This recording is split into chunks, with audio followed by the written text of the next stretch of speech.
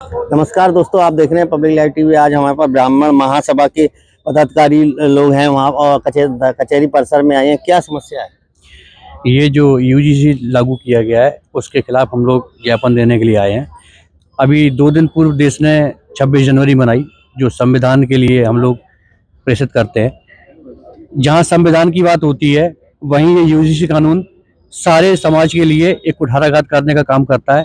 जो समाज में समानता की बात करनी थी उसको ख़त्म कर करके ये यूजीसी कानून स्टूडेंट्स के लिए, हमारे बच्चों के लिए भविष्य को ख़राब करने का काम कर रहा है। उसके खिलाफ हम लोग ये ज्ञापन देने के लिए आए हैं कि इसको रोल बैक किया जाए और इसमें जो कमियां हैं उनको दूर किया जाए। ब्राह्मण महासभा और भी पता है कि क्या है इसमें? मैं लफ्त पार्टी जिलाध्यक्ष राष्ट्रीय ब्राह्मण महासंघ इटावा। ये जो यूजीसी कानून लागू किया गया है उच्च शिक्षा संस्थाओं में, ये हमारे आने वाले बच्चों के भविष्य के लिए बहुत ही बड़ा खतरा है। इसमें जो समानता सही छात्रों के लिए होनी चाहिए तो वो नहीं है। कोई भी अन्य जाति का, SC ST का, पिछड़ा वर्ग का छात्र हमारे अगर किसी समान वर्ग के छात्र पर किसी भी प्रकार का आरोप लगा देता है तो उस आरोप को सही मान लिया जाएगा, उसके खिलाफ कार्रवाई कर दी जाएगी। जबकि ऐसा नहीं होना चाहिए। अगर कोई आरोप लगाता है उसकी जांच होनी चाहिए और अगर आरोप फर्जी पाया जाता है तो जो आरोप लगा रहा है उसके खिलाफ भी कार्रवाई होनी चाहिए। जो इस कानून से इसको हटा दिया गया है, हम ये मांग करते हैं सरकार से कि इस कानून को जल्द से जल्द वापस ले और ऐसा कोई कानून अगर लेके आए जो सभी बच्चों के लिए भविष्य में हितकर हो और आप उनके काम में आए। ब्राह्मण महिला सभा की पदाधिकारी भी हैं, आप क्या इसके बारे में क्या कहेंगे? कौन सा पूछा मैडम? आप बताएं। मेरा नाम पूनम पांडे है, मैं सभासद चौगुर्जी इटावा। यूजीसी के विरोध में हम लोगों ने एक ज्ञापन दिया है। हम लोग चाहते हैं कि जो हम लोगों के सवर्ण वर्ग है, हम लोगों के बच्चे सवर्ण वर्ग के बच्चे हैं, उनको कोई परेशानी ना हो।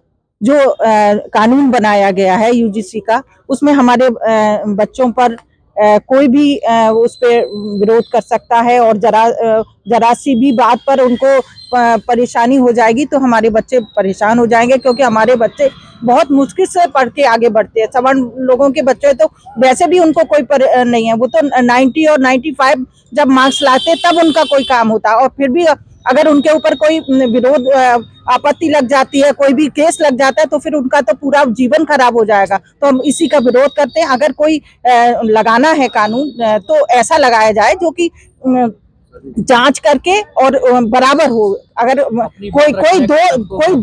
कोई दोषी पाया जाए तो उसको दिया जाए दंड, अगर दोषी नहीं है तो उसको दंड ना दिया जाए। इसकी जांच हो पूरी तरह से। कानून के प्रति हमारे प्रशासन अधिकारी जो ब्राह्मण महासभा या क्षत्रिय महासभा से जुड़े हुए हैं वो अपना निलंबन दे रहे हैं, वो हाल के निलंबन का स्वीकार कर लिए जा रहे हैं। सरकार के क्या नहीं, हम लोग स्वीकार नहीं करेंगे और अगर ऐसी कोई बात होती है तो हम लोग आगे बढ़ेंगे और सब लोग इकट्ठा होके प्रदर्शन करेंगे इसके विरोध में कि हमारे बच्चों का ध्यान रखा जाए, हमारा भविष्य, हमारे बच्चे।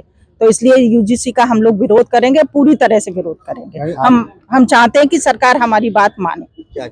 सरकार जब कह रही है कि सबका साथ सबका विकास, तो यहाँ सबका साथ सबका विकास कहाँ है? आप समान वर्ग के बच्चों के पीछे धकेलते चले जा रहे हैं। बाकी बच्चों को और भी आरक्षण जैसी सुविधाएं मिल रही हैं और यहाँ समान वर्ग का बच्चा आप मेहनत करके पूरी 24 घंटे पढ़ता है, उसके बाद किसी पद पे पहुंचता है और इस तरह का उस पर आरोप लग जाएगा तो उसका पूरा भविष्य बर्बाद हो जाएगा। वो कहाँ जाएगा? अगर सरकार समान वर्ग के साथ न्याय नहीं करेगी तो कौन करेगा? और ये कानून हिंदुओं को बांटने के लिए है। भाई कानून ऐसा लाइए जहाँ हिंदू एकजुट हो, सभी के लिए हो। राष्ट्रीय ब्राह्मण महासभा के पदाधिकारी थे, वो बता रहे थे कि यूजीसी कानून हमारे बच्चों के लिए बहुत ही खतरनाक है। देखने वाली बात यह है कि भारत सरकार और उत्तर प्रदेश सरकार कब तक इस पर चुप्पी साधी रहेगी। कैमरामैन अभिषेक के साथ रानू दीक्षित, इटावा।